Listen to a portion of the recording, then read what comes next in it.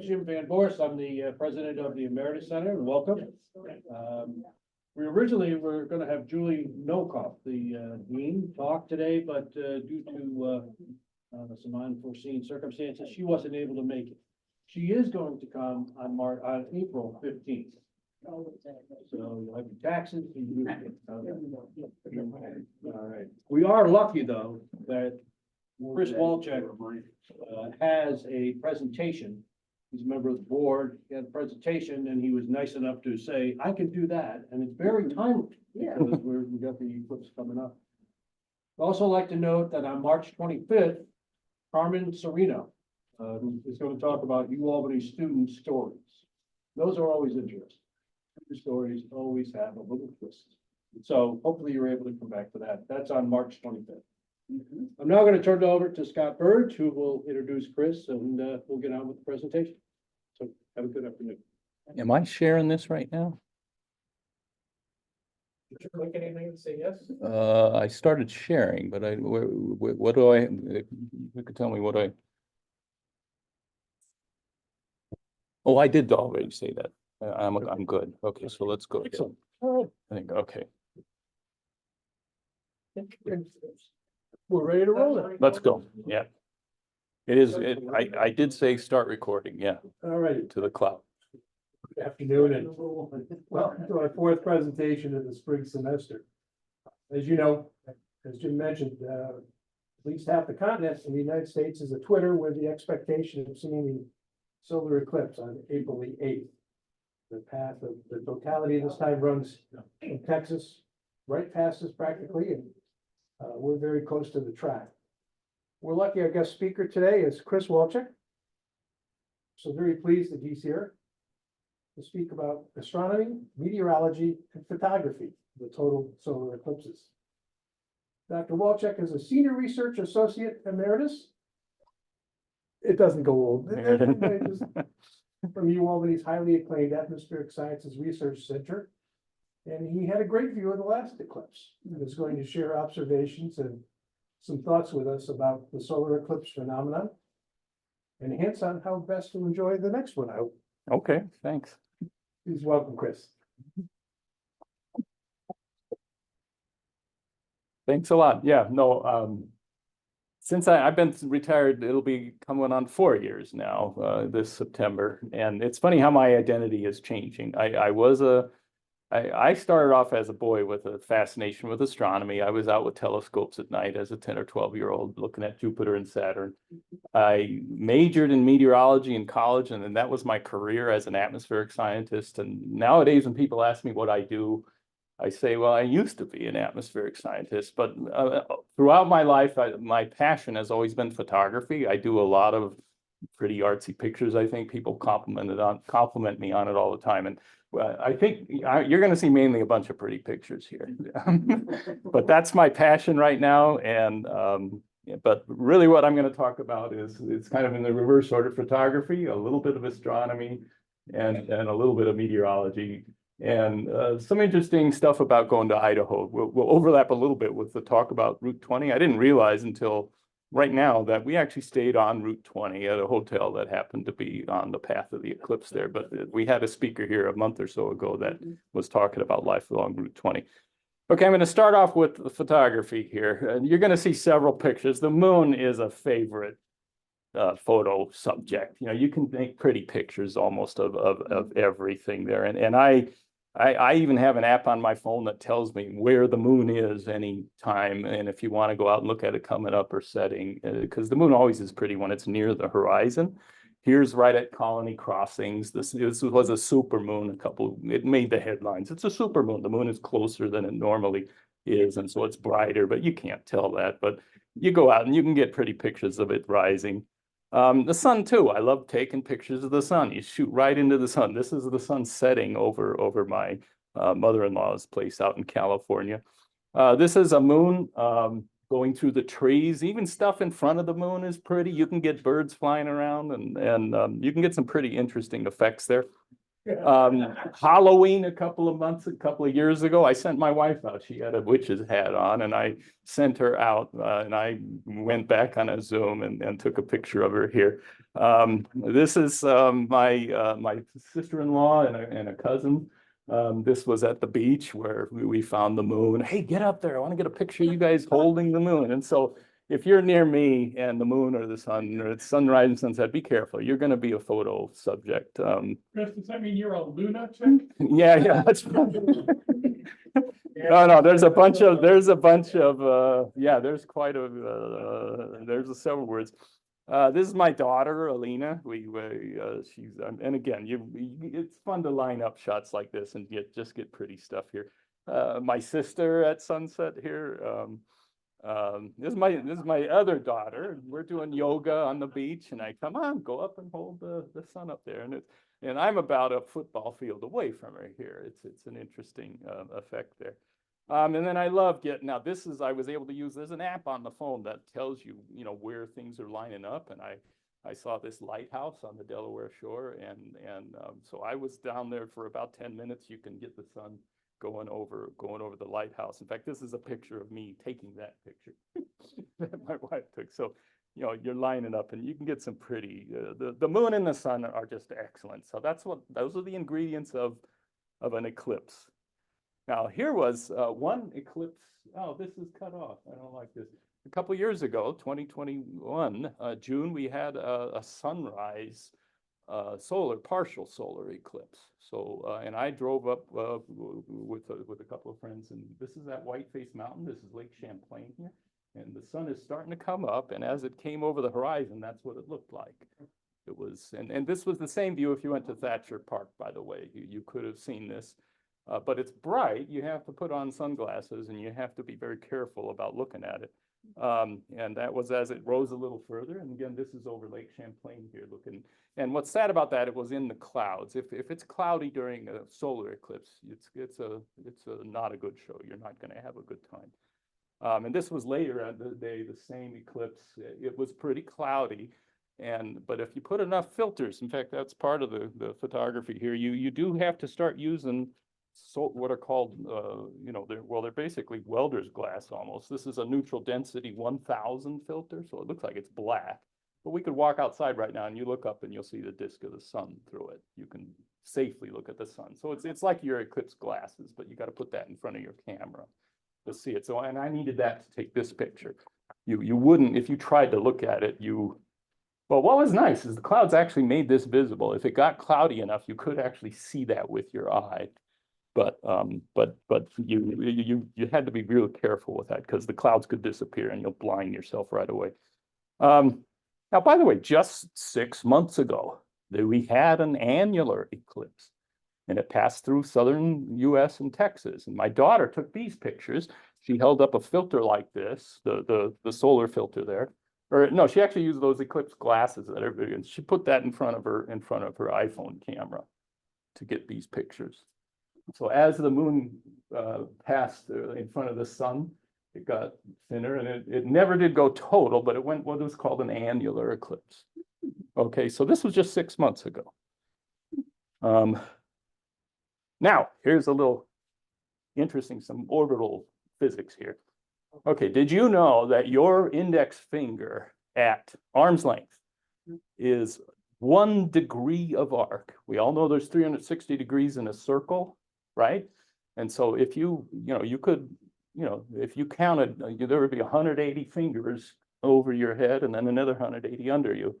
That's how big, that's how we measure things in the sky, is how much angular distance they take up. So I want you guys to hold up your hands at arm's length, and I want you to pretend that the moon is out right now and you're holding your hand up to the moon. How many fingers wide or high do you think the moon is? Think about it and try not to cheat on each other. How big do you think the moon subtends? 4 fingers, 3 fingers, 2 fingers, 1 finger? Does anybody have an idea? I just showed you a bunch of pictures of the moon that I took looking at it. How big is the moon in fingers? Let's hear a few numbers. Go ahead, yell it out. 2. 2? How many? 4. And don't. 1. 1? Okay, anybody else? 6. You know what it is? It's a half of a finger. No. It's a pea. You could hold a pea at arm's length and it covers the moon perfectly. You could fit 2 moons in 1 index finger. That's how small. All those pictures I showed you, those are with a real high telescope zoom. That's a high zoom camera. That makes it look impressive. But a lot of people have asked me, they say, well, it depends on where it is in the sky. No, it doesn't. The moon is the same size, no matter where it is, whether it's high or low, it's the same. But the sun, by the way, is the same size. It's very much the same size. So here's a little bit of some of the physics of what's going on here. What I have here is a table of the 3 ingredients of an eclipse is the sun, the earth, and the moon. And I've listed some physical properties here. Okay, first is the diameter. The sun is really big. The earth is about 8,000 miles in diameter. The moon is about 1/4 of that.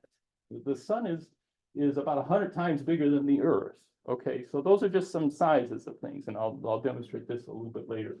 Of course, the temperature of the sun, it's at 6,000 degrees Kelvin. It's white hot, basically. The earth and the moon both are about 300 degrees Kelvin, which is 15 degrees centigrade or something like that.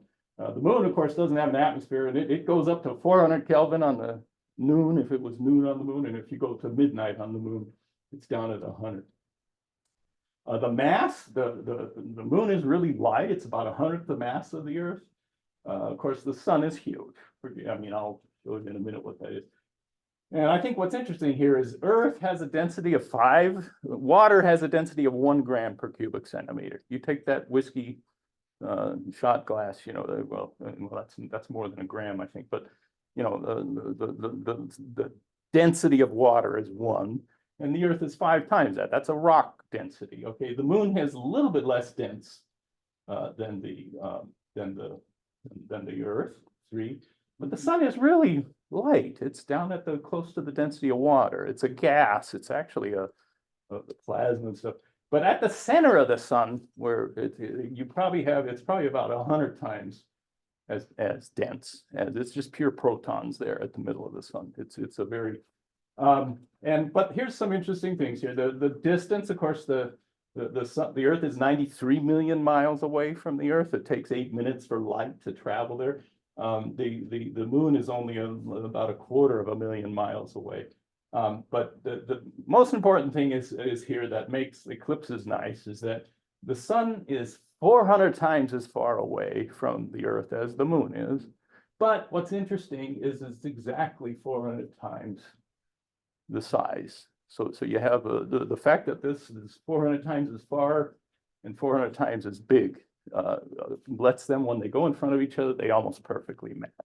So that's the lucky happen sense of nature. Now, I should just mention there's an interesting thing. The sun is a big light bulb. It shines at 4 quintillion watts or whatever.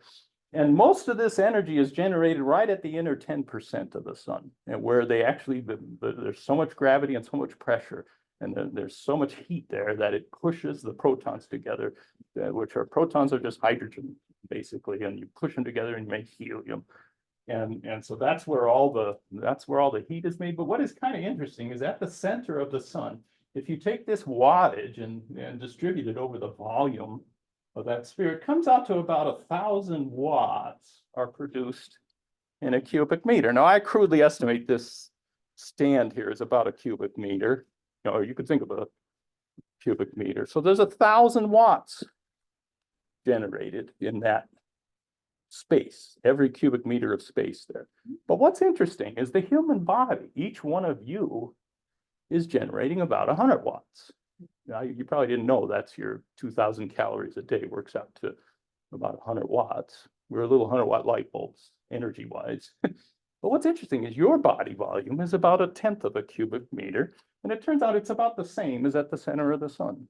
So per the volume of space, the heat generated by you is the same as the heat generated at the center of the sun. But there's a lot of people, or there's a lot of volume there. So that's what gives us this 30 or whatever that, I don't know what that 10 to the 26 watts would be, the light bulb strength here. Now, what makes this whole thing happen is the fact that we all know the Earth orbits the sun in a circle, approximate circle. It's an ellipse. That's important, actually. And the moon orbits the Earth. But what is interesting is that the moon's orbit, so you could define a plane, a flat surface where the Earth rotates, or not rotates, the Earth orbits the sun in a flat plane around the sun. But the moon's orbital plane with respect to the sun's plane is tilted by 5 degrees. And that makes for some interesting dynamics here. What you actually have is, in these tilts remain constant everywhere. So it's like, when you have this tilted plane of the moon rotating around for a while, the moon plane, if this were the Earth's rotation plane, the moon is tilted a little bit like that, and the tilt of the Earth of the moon stays, always in this tilted. So the axis of the tilt is always pointed to somewhere else than the axis of the top of the sun. And so what you end up getting is, it's kind of interesting here. By the way, another thing I have to say, no, I guess I didn't.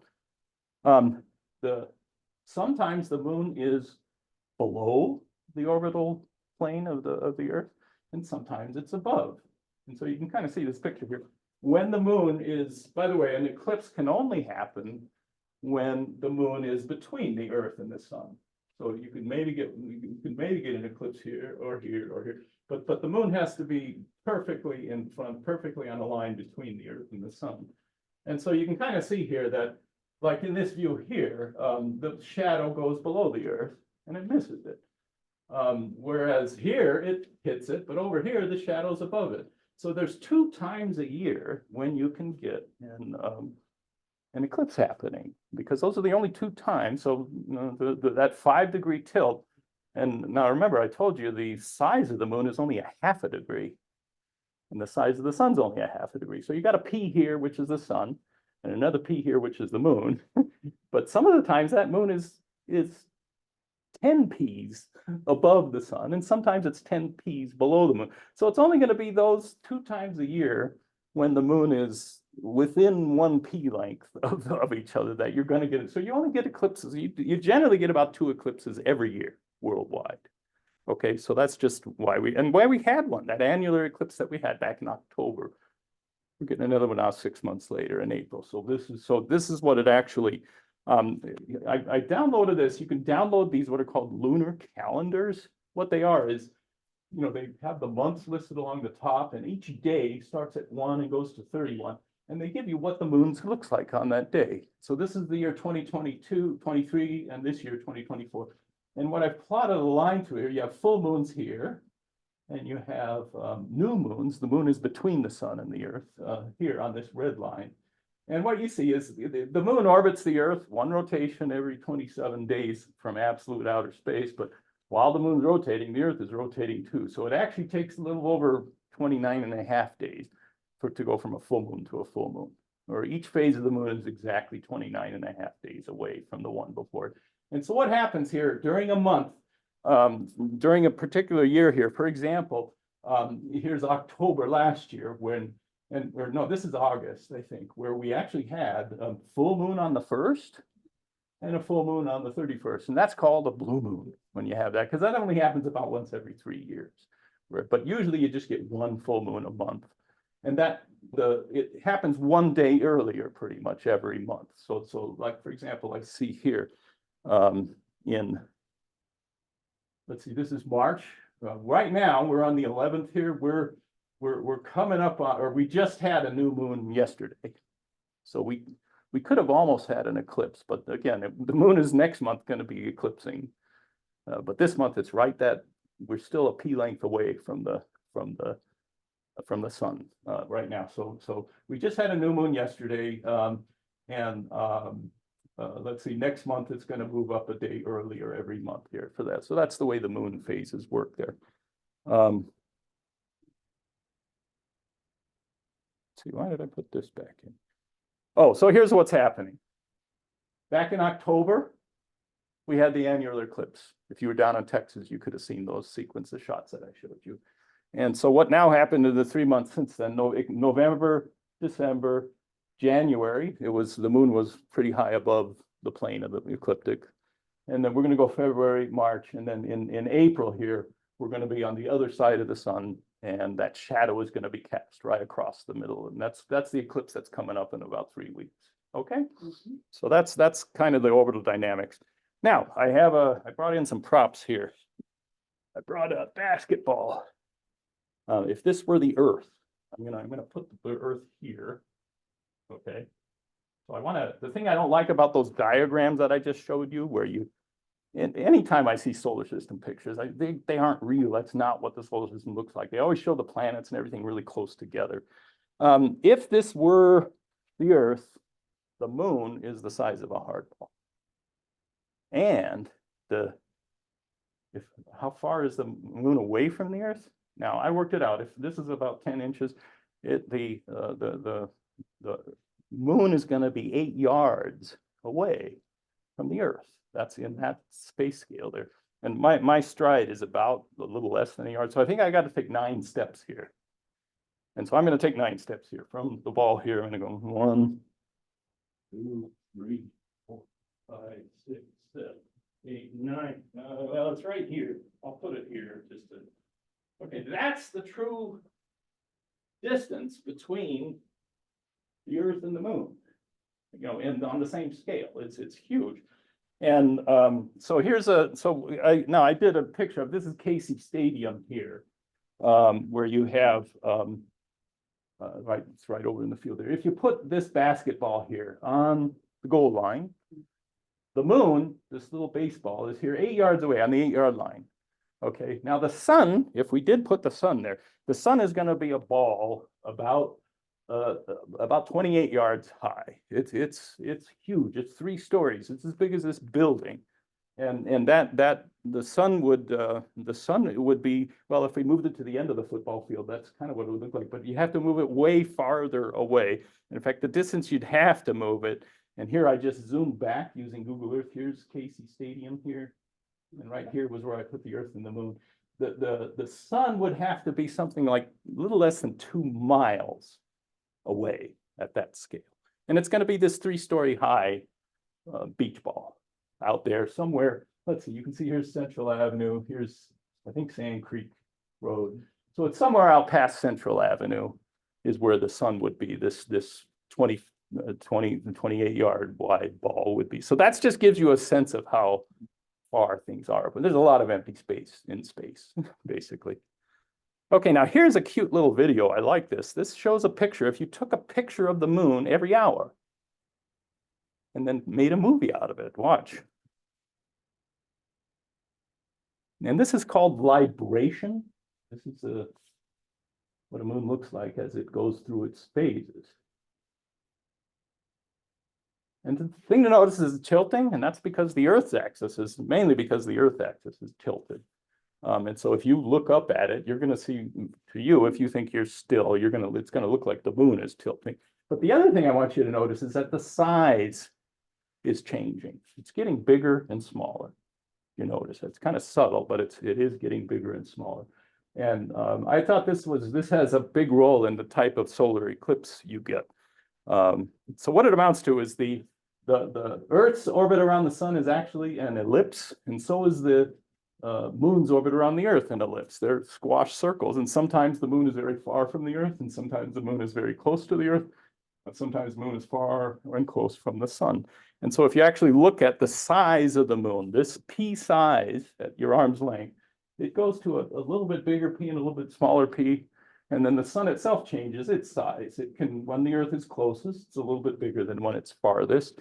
And so the net effect is here. What I've shown here is there's 2 red lines here, which give the maximum and minimum size of the sun. And the blue lines are the maximum and minimum size of the moon. So sometimes the moon is smaller than the sun, and very rarely it's bigger than the sun. And so when it's bigger than the sun, you can juxtapose them on top of each other and you'll totally block out the sun. And so it turns out that you have then 3 types, well, there's really 4 types of solar eclipses. You can get a partial eclipse where the moon just floats by, but it never totally covers the sun. Or you can get an annular eclipse, which is what we had back in October, 5 months ago now. Or you can get a total eclipse and that's going to be when the moon is big and the sun is small. And each of these happen about 1/3 of the time. So twice a year, we're gonna get one of these, and then there are what are called hybrids here.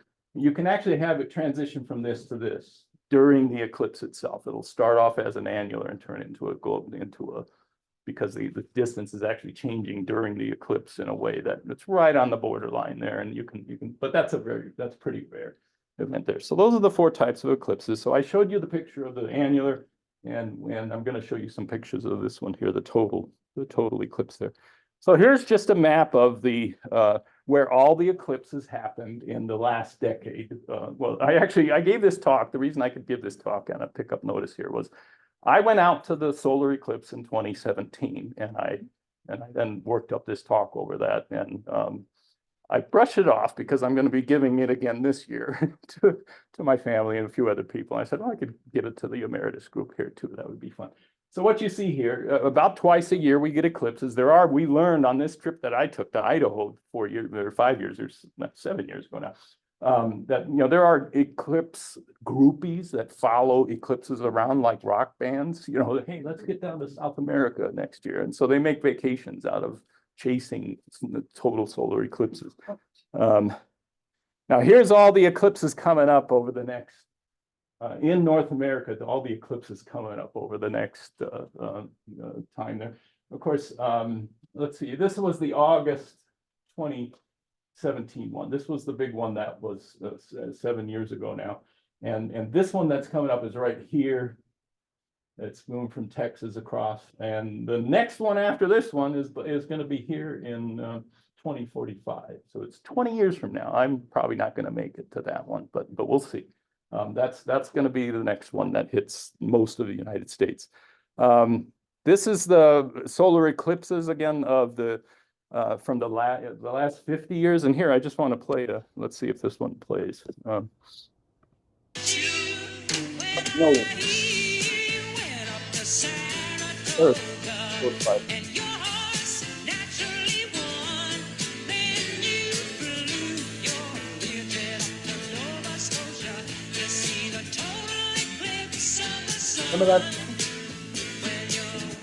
Anyway, that's what that's a song of. Is that's a back in July of '72, there was this eclipse that came across Alaska and the Arctic tundra and through Hudson's Bay, and then the only place there were people along the path was Nova Scotia.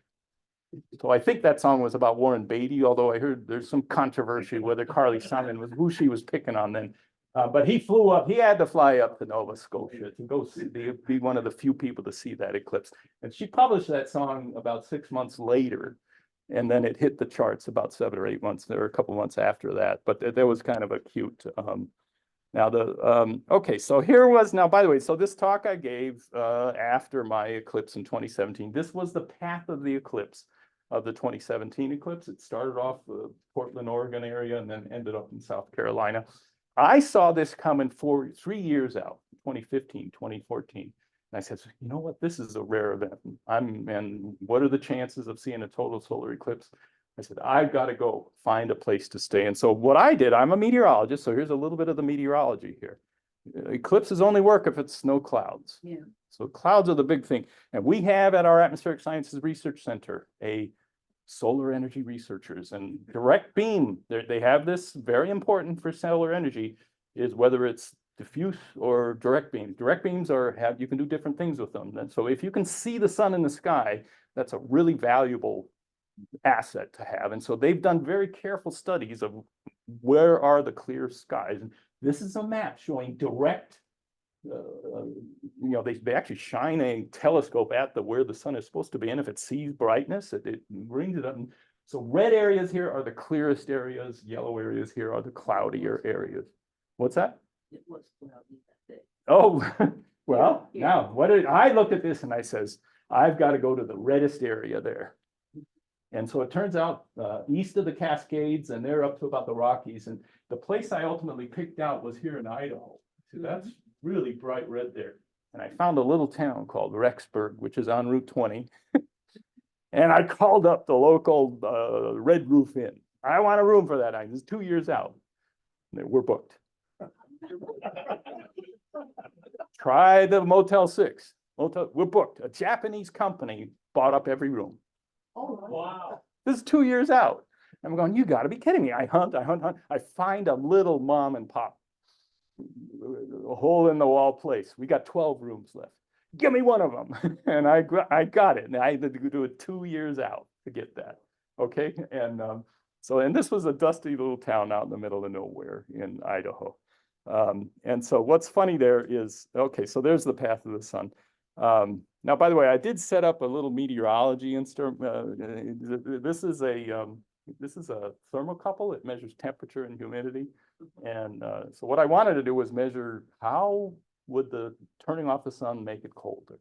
So I sent 3 people out to different, I had a friend of mine in South Carolina, a science teacher, high school science was in Kentucky, and then I was in Idaho. And we were going to carefully monitor the temperatures during the eclipse and see how big of a temperature drop. And I'll show you the results of that here. It was a fun little experiment. I'm going to do it again this time. So like right now, it's 75 degrees in here. There's a lot of hot air in here. Okay, so the day we show up there, it was a rock concert atmosphere. Yeah, and it wasn't getting in there, which was the problem. It was getting out. The minute the eclipse ended, the roads just turned into, if you've ever been to a rock concert before, that's the only thing I can think. It's awful. You're sitting there doing nothing for hours and hours and hours. And I heard these same stories. My daughter drove down from Wisconsin and she says, it was 3 hours to go 2 miles down the road. And then same thing in North Carolina. And anyway, it was just funny. In Idaho, the biggest city there is Idaho Falls. There are actually some waterfalls in Idaho Falls. This is Shoshone Falls, but it was pretty dried up. There's a little bit of water here, but it was pretty big. And this was the site that last week, when he talked about Evel Knievel's jump site, there is an Evel Knievel jump site over the Snake River here, which I think is kind of neat. And this is the view down where that jump is. And so what happened to poor Evel Knievel? I think this is in 69 or 70. I forget. Does anybody know when Evel Knievel was an item? And what he did is he actually originally wanted to jump the Grand Canyon, but the Park Service wouldn't let him. So he did find this canyon, which looked like the Grand Canyon, where it was private property on either end, and he could arrange a stunt there and get television crews in and earn a lot of advertising money off of it. But his rocket launched him, and unfortunately the parachute deployed immediately on launch, and the poor rocket fell straight into the bank of the river there. And he survived, but he made a lot of money advertising and stuff. So this is a very, you got to pick up that site. While we were in Idaho, we had a few days before and after, a few afternoons, and so we went out to this national monument, Craters of the Moon. We heard about that in our Route 20 talk there. And there, what I liked is there's these lava tubes that you can crawl into. So these are areas while the lava was cooling, that the liquid rivers would flow through the solidified lava, and then when the lava did drain, it left these tubes behind that you could crawl into. And that's me and my wife and I in one of the tubes there. It was pretty nice. Okay, the morning of the eclipse the eclipse itself was at around 11 or 12, very close to local noon. It was an amazing atmosphere. There were just all the streets were lined with people with telescopes and tents and measuring things with all kinds of. I had my solar filters on my camera, so I was taking pictures, and you can see some sunspots here. And this was the view of you could crawl inside tents and people were showing off stuff. But the neatest thing that I thought was a little contraption, and I highly recommend it. This is binoculars, and you take a piece of cardboard and cut out hole exactly the size, and you just shove it in there. And then the light goes through, and you can focus it on a piece of paper over here. And so because of the shadow, you can see. No, this is a real. This was of all the equipment out there, this was the one where a group 10 people could look at the screen, kind of like. And all the other ones, if you want to look through an eyepiece, you got to wait in line, one person at a time. But this was a publicly viewed. We had 10 people around us surrounding this and taking pictures of it. Like, hey, I'm getting a picture of the eclipse, because you can't really. You need a telescope because it's only the size of a pea. If you ever try to take a picture of the moon or the sun with your iPhone, it doesn't look that good because you need a big zoom, And so, anyway, this is my 2 grandkids and their dad looking up, and this is myself, my wife, and my sister and her husband. Yeah. That where it shows, yeah, Tell us how this was done again. Well, what you do is you take a piece of cardboard, grab a lid, and what I did is I just traced this with a marker, the lens, and then I cut it out, and I shoved the binocular here behind it. I wanted to actually bring this and make one for you right here. I wanted to bring one that you could see. And then this is on what he did is he mounted the tripod on, or he mounted we have it on a tripod here, and then there's a white paper back here that you have to carefully, the biggest thing is you have to line it up with the sun and then you have to focus it. And I'll show you the pictures. It's a great way. I don't know, maybe you can even look up on the web instructions on how to make one of these. They're pretty simple, but no, that's what everybody there did. We were the only ones making this. In fact, my brother-in-law, he's the one that actually came up with this. He read about it. Yeah, shoebox will be fine. Yeah, any piece. You just need the bigger the cardboard you have, the better. And it's nice to have some way of holding, like, oh yeah, that's what this is. This is, those poster displays Yeah. for, you put, that's on a poster display and it's heavy enough to hold the binocular weight there. And by the way, there's one thing I cautioned on, or at least he learned, was that apparently when and here what he actually has is there's 2 holes in this. And what they recommend is, because these modern binoculars have neat coatings on them, that if you shine sunlight on them, I used to, as a kid, chase ants around with magnifying glasses and fry them. We got him, let's do it again. No, we were horrible kids. It was, but anyway, the problem was when you magnify things through lenses, they get hot. And so what I have heard is you can melt the coatings on these higher quality binoculars. And so what they recommend you do is you should flip this. So this is a little piece of paper that he would flip 5 or 10 minutes and then flip to the other one. And so what you ended up getting was, let me show you. Okay, so this is just some views of the advancing. This is the eclipse off of the paper here, and this is me viewing it through my camera here.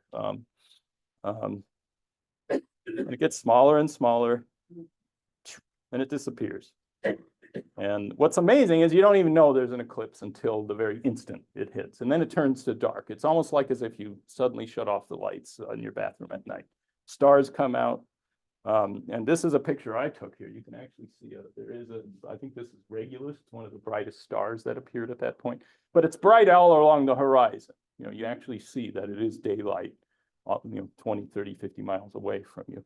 And then what is interesting is this corona shows up, which is just, the picture doesn't do it justice.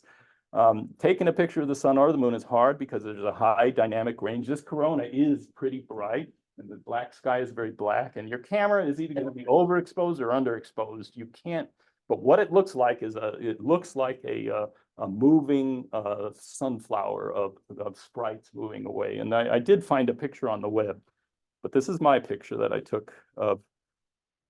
And then right as if you're sitting there, if you do take pictures, I recommend you put it on burst mode. Click, click, click, click, click. You want to take a picture every second. On a tripod really helps. And this is a high zoom. I'm at a pretty high zoom here. And so you'll be shaken. So I suggest getting a tripod.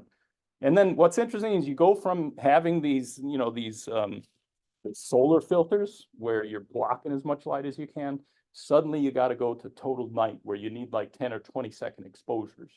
And so you're going from complete day to complete night conditions. And it's very, very hard to get good pictures. And what I thought was kind of neat here is this was and the minute it does come out, you got to be real careful if you're looking at this thing. Get your sunglasses, get your solar glasses ready, because this will blind you if you look at it.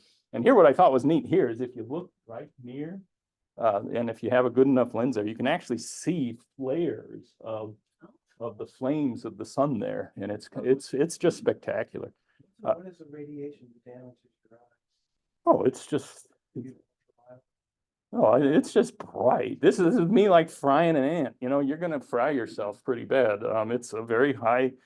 I wouldn't recommend. Anyway, people go blind during it. Now, this is a little bit better picture that someone else took of where because you have this high dynamic range, there's various photo techniques you can take of overexposing and underexposing and then merging the pictures together. And here's what this corona looks like, and it looks like feathers, or it looks like a big sunflower, a psychedelic sunflower that it's up there, and it's just like, and it actually moves. These filaments very slowly move. And it's almost like an aurora-like phenomenon. It's really spectacular.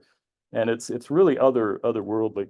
Now, this is, by the way, this is an image here when we put our little contraption, the binoculars in that cardboard box, and we uncovered both. This is what you actually see. So when you cover over one of them, so the protocol on this binocular on a cardboard box is to every 5 minutes change the lens so you don't overheat one. And I don't even think that works on. I don't think.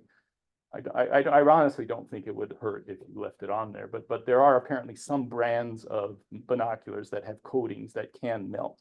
And so you want to move it. So when both of them are off, that's what you get. And then as it moved away, I kept taking pictures there as the moon moved away from the sun. Chris, I just checked, if you search for a pinhole camera. Oh, pinhole. No, I'll show you that. That's the last picture. Now, other eclipses I've seen, back in 2004, I've been an astronomy nerd. The Venus went in front of the sun, and that only happens once every 70 years or something. It's a much rarer phenomenon, but this is a picture of this little dot here is Venus moving across. It took it about 2 hours to cross the sun. And then just, let's see, just about 5 or 6 years ago, Mercury went across the sun. And again, here's a sunspot here, but here's Mercury as it moved around. And that was in 2016. And I got a picture of that too. I just pointed my camera up there. Now here's the meteorology part. I sent everybody out with the thermometer here. And what you see here is a graph of the temperature. And the time here is in hours relative to totality is at 0 here. And so what you can see here is, about 1.5 hours before or when the eclipse started, well, I was up here in Rigby, Idaho, and my friend, the high school science teacher, was in Kentucky. And out in Kentucky, that's the red curve there. So it was 91 degrees on August 17th. And it proceeded to drop down to 82. So they lost easily about 9 degrees Fahrenheit during that eclipse, and then it went back up. But in Idaho, it only went from here, it was about 69 degrees, it went down to about 66. So we only had about a 3-degree drop. Now this is interesting. Here at the Atmospheric Sciences Research Center, there's this New York Mesonet now that reports. I have a feeling the Mesonet's going to come out with some good products on what happened as this eclipse went across New York State here. But here's a graph showing the red is the temperature, and the blue is the dew point. Don't worry about that. And the black here is the radiation from the sun. How strong is the sunlight? Okay. And this radiation, during the day, this is a 1-day cycle here of the radiation. It picks up during the middle of the day. You're at about 800 watts per square meter. Okay, remember, each of you is a watt, but every square meter outside right now today, we probably have about 800 watts. Every square meter is shining down right now.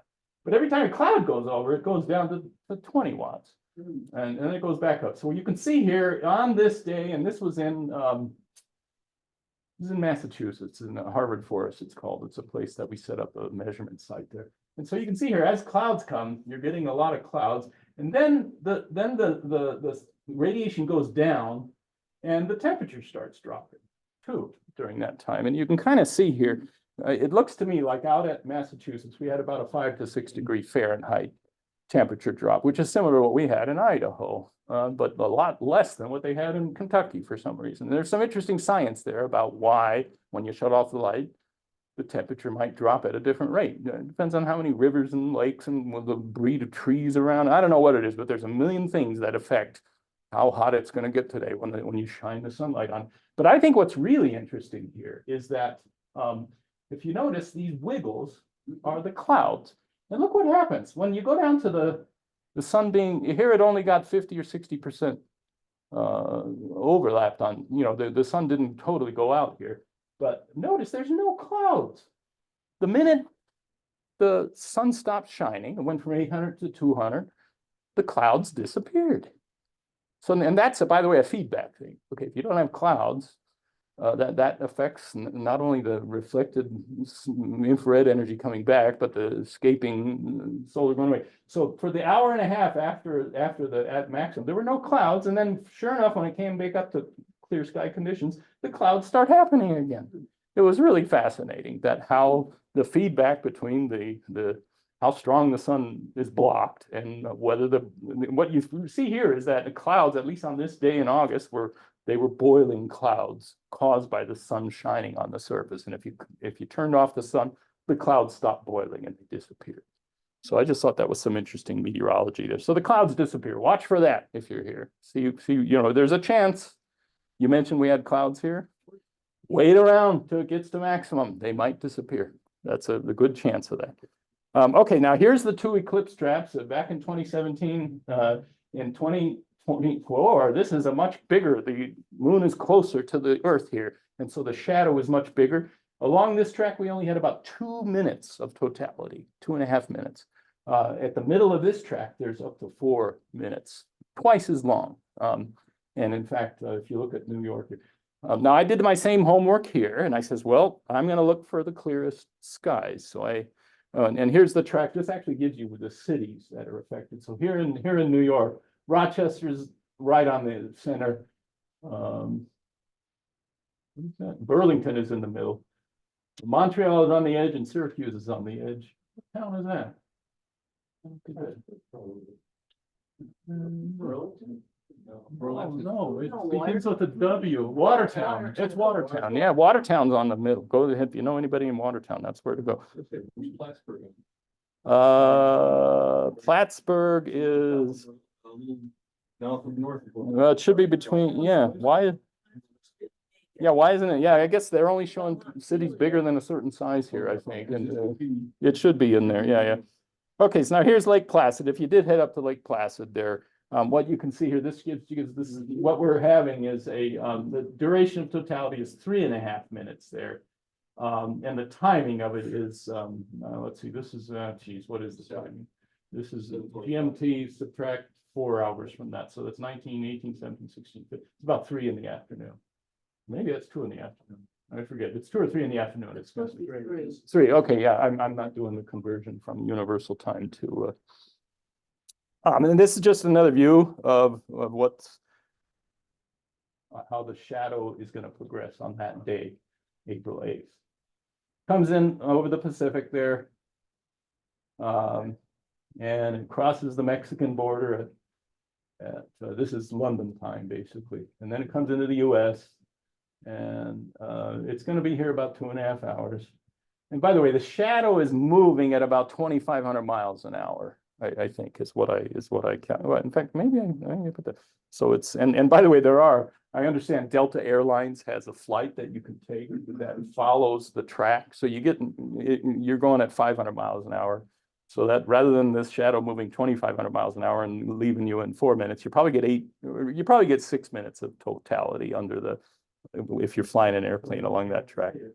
Well, I kind of think that's a little gimmicky because it's going to be straight overhead unless they tip the plane. I don't know how you would see it.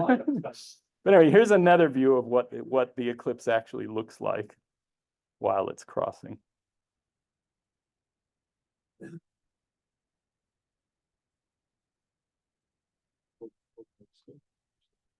Yeah, it's another Nova Scotia. So I did my homework here. Here's the sunlight, the direct beam.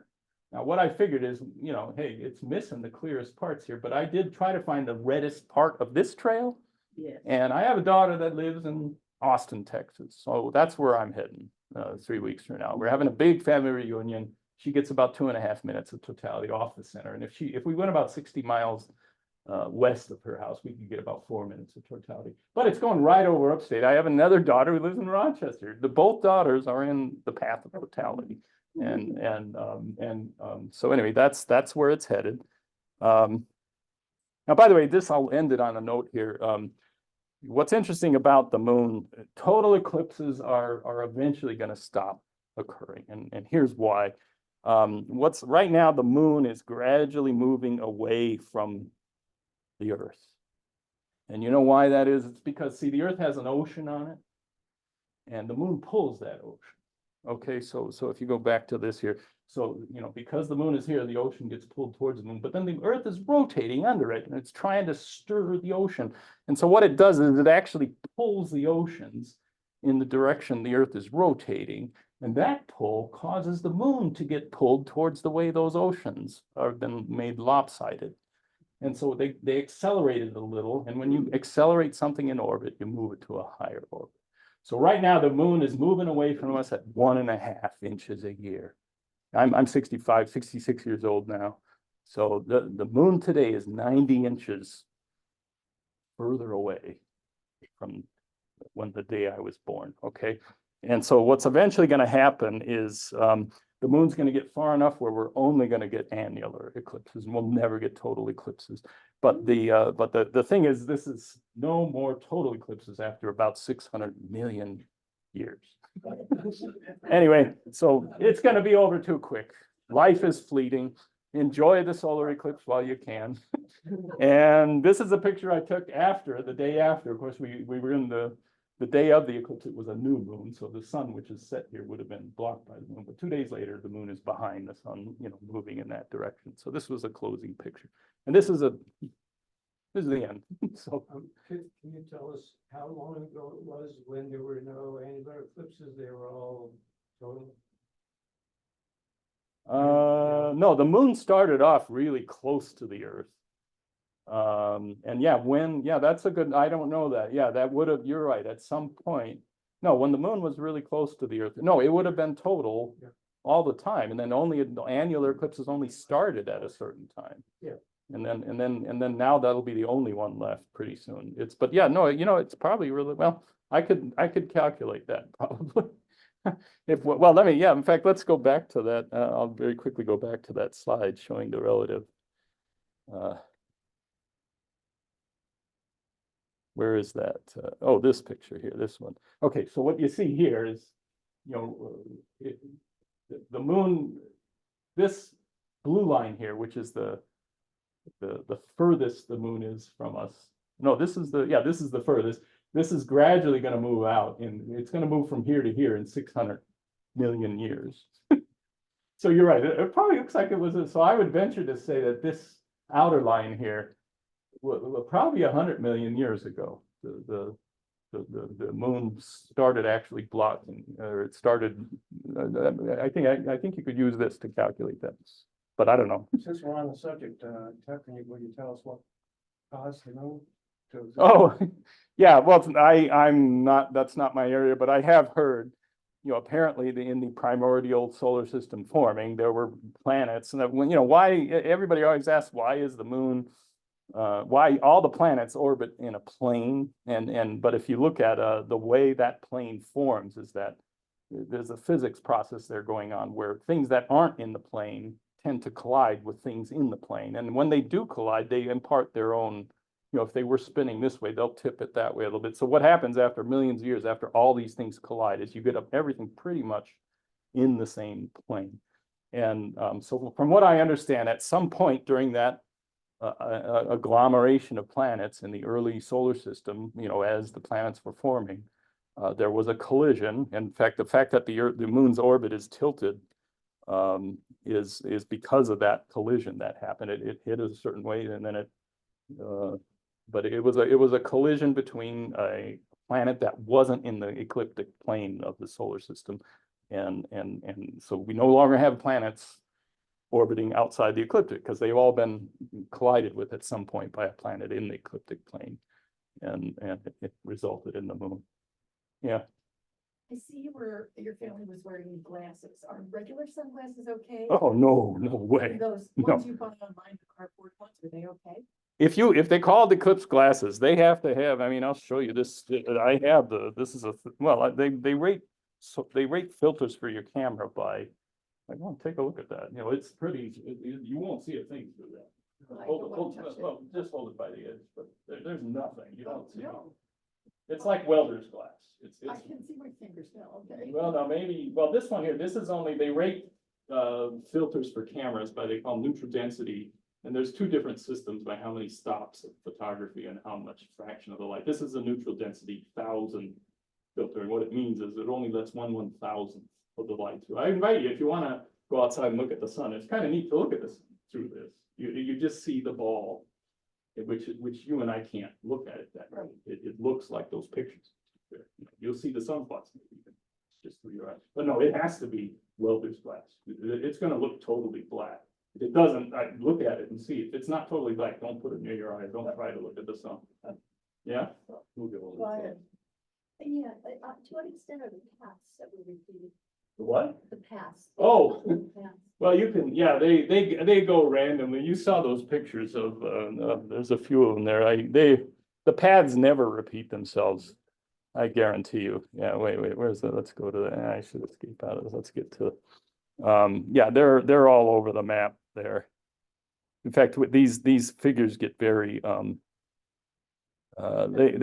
what you do notice about these paths, they cluster into sweeping up this way or sweeping down this way. And I think this is the 5-degree tilt, the plane of the moon being, so as the moon is going across the plane there, it is tilted. And of course, the Earth's axis is tilted too. So, but we, they're either coming across from northwest to southeast or from southwest to northeast. That's the general clustering pattern there. And no, these are called, by the way, they rank these things by, they're very repeatable. We know when the next one's going to happen. And there was an interesting story I heard. I just finished reading the diaries of Christopher Columbus. And on his second or third voyage to the Caribbean, he was having some trouble establishing relationships with the local natives at the time. And he knew there was an eclipse coming up. And he actually, you guys should start following me and do what I tell you. We need more food and blah, blah. And I'm going to make the sun go out. Sure enough, the sun went out. They all were shaken. And he says, now you guys, you got to promise to be good. It was 2 minutes of totality or something. And sure enough, we promise. Okay, sun, come back out. He pulled that off on them. And it was an amazing trick that he did because he knew when the eclipse was going to happen. Yeah. I bought my glasses on Amazon.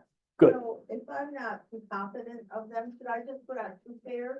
I got one. I think you'll be okay. I don't think people are gonna be selling you glasses. If they're advertised as eclipse glasses, Right. I guarantee you, they're But pretty they're good. so much less expensive now than the last time. Well, no, there were runs on them. I gotta admit, I saw places running out. They were giving them away for free and people were selling them at the last minute and, but no, I think, and then these are another thing too, that if they don't sell their lot, they're stuck with them for another 20 years before they can sell them again. So I think you'll be able to pick up a pretty good deal the day before even. I'm sure there's people that have overbought or overstocked on those. So I don't know, but I think you can, I doubt there, I would bet there's even a product liability. If it's a solar glass, if it doesn't protect you. Trump said he looked directly at it and he didn't get blinded.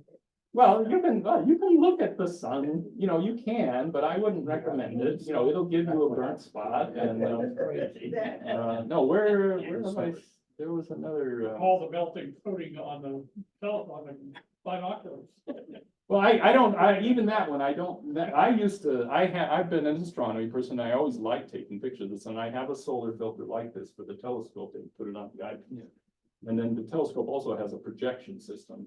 And I remember looking at with the telescope for hours, and this was a telescope in the 60s, and I don't think it had any fancy organic coatings on it or anything, but glass, I don't think most optical glass or most lenses are gonna be a problem with the sun going through it. I have one of those star scope things. Oh, yeah. Is that a good thing to use? I've seen those. Yeah, no, if you Google them, heck, I should bring it up here. There are, it's what it is basically. Oh, I meant to tell, there is one more picture I wanted to show of the pinhole. You mentioned the pinhole camera there. Where is it? Oh yeah, this is it here. Okay, I suggest you try this. If you do, what this is a piece of paper that you just poke pinholes in. And then you shine it like that. And this is the shadow. And the shadow has the shape, every projected sunlight going through the pinhole makes this. And you'll see this if you go out and I went under my tree in my backyard. And you see the shadows of the sun filtering through the shadows of the leaves. There's overlapping leaves. They're the shape of these sickles of the little partials. So I said, try that. Make a pinhole camera. And if you just put one pin here, you'll see in the shadow of that piece of cardboard, you'll see the shape of And if you do that pinhole with a binocular, it'll get big. That's the nice thing about the binocular, is that it magnifies that little pinhole. So I have seen these pinholes, solar scope, or I think they call it a solar scope. It just makes a little pinhole, and then it's a shaded box that I think you kind of practically put your head inside. I don't know if you remember in photography, the word camera comes from some Italian word meaning a darkened room. And that was the original cameras. In fact, there's whole paintings where if you took this room right now and just put a pinhole here. In fact, I think the Massachusetts, one of the art museums has a camera room where you have projected on the wall opposite is this upside down image of the scene right outside the pinhole. And so painters used to actually paint tracing the pinhole camera thing. Yeah, it's a camera obscura was the name of the original word for a camera image in a room. And then if you put a lens on that, you can make it small. So that's what a camera is. It's a miniature room. You'll have to update your recordings for this and include total eclipse of the art. It's getting a lot of play right now. Everybody, I was gonna say, when I played that Carly Simon song, my family, we're having a family reunion, there's gonna be maybe 20 people showing up, sisters and families and friends and grandkids, and someone has started an eclipse playlist sequence, and there's a lot of eclipse songs, and I'm sure every one of you could think of a song that you've heard the word eclipse in at some point. Yeah. But you're right, total eclipse of the heart is another very popular one. Yeah. Chris, I know Albany's not in the path of totality, but what percent totality would you expect that we would get? Oh, I think it's like 50 or 60% here. It's pretty high. The moon's gonna look like a pretty small crescent. Although what I found amazing about this whole total eclipse is while you're there, in fact, we had a close to total eclipse, 94, I think it was, where if you go back here, you can see when the eclipses were. But I remember you don't even know you're in an eclipse because your eye, first of all, adjusts during the hour long it goes away. And if it doesn't, it was only in the very last, maybe in the last like minute before it went total, did you actually notice that, hey, it's kind of dark? Because your eye opens up, and if someone didn't, and I do remember in 1994 when we had almost a 80 or 90% obscurance here. I remember if you hadn't told me there's an eclipse going on around, I wouldn't have known. But you do see it with your, if you held up a pinhole camera, or if you put your solar glasses on, you would see it, and it's kind of. By the way, another trick that I learned, this is now out of date here. I used to do you remember when you process pictures with negatives and haven't developed, negatives make great solar filters. If you just put 10 or 12 negatives together and look through them, it's the same as an eclipse glasses. And that's what I used to do as a kid, looking at the sun. You could just hold a bunch of, in fact, the last time, heck, I was in, there was an eclipse, the same solar eclipse that went through Texas, an annular eclipse, it went through South America, and I happened to be in Quito, South in Ecuador, when it went over there, but there was a lot of clouds, but a guy got he went to his local, he got all these x-ray images from his brain, and we put them together and looked at it. So it was but that's another way to look at the partial. You were above most of the atmosphere. What's that? You were above most of the atmosphere. Well, it was really, really About cloudy. 85, No, it was, 8,000? it's 8,000 feet, but it's very, very cloudy there. It was, heck, we had right during the event, we had this hailstorm. It was just the worst hailstorm I've ever been in, was right at that time. And then the friend, hey, Chris, look, there was this was really small popcorn convection. It was gone in 10 minutes. And when you looked up, you could, through the x-rays, we could see the crescent shaped sun there. So it was kind of interesting. But anyway, have fun at this next eclipse. I think try to find a place in the path of totality. Has anybody here been in a total before? So the same one in Central Oregon. Oh, you were west of us then. Okay, yeah, my father was in Western Oregon. Bought a house there like 6 months before and invited us out. So I just sleep in their house. Oh, it's a truly, well, anyway, this will be my second total eclipse here this time. The one, you know, I did go to the 2017 one, and my older brother, he actually is a little bit more, he's older than me, first of all, and then he, this will be his fourth. There was one down in Cabo San Lucas, in Mexico one time, and then he saw one when he was in Africa back in the 70s, I think. But they are it's a pretty, it turns completely dark. The animals behave funny, and the birds stop flapping, and I don't know, there's interest, you keep aware of what's going on around you. It's a pretty, it is a pretty, the biggest thing from a photography point of view, I had to go from too bright to not bright enough, because I do take a lot of I try to take pictures of, you know, the stars and things, and long exposure pictures are a real pain, and they're a challenge. And so you go to the two extremes of shooting, from way too bright to way too dark. And those Corona pictures I'm gonna try to get better this time. I'm gonna try to maybe merge two of them together, and who knows? There is a wide dynamic range there, even with the Corona. But Now, your slides, the PowerPoint and your presentation will be put up so that. yeah, we're recording it right now. I Right. gotta stop recording at some No. point here. Tell our friends who are going on the eclipse trips to watch yeah. Thank you, Chris. Oh, yeah, no, thank you. I'm, thanks for coming. How do you stop it?